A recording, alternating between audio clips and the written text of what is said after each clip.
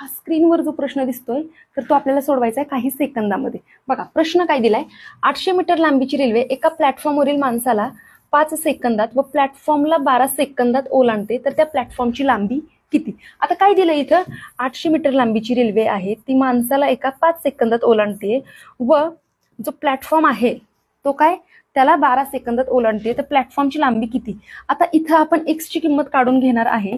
X ची किंमत काय येणार आहे, 800 गुणिले 12 भागिले 5. चला 5 ने भाग लावूयात.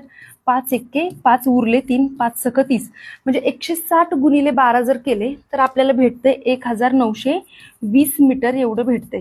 पण तुम्हाला हे माहिती पाहिजे, ही जी लांबी काढलेली आहे आपण तर ती प्लॅटफॉर्म प्लस रेल्वेची आहे.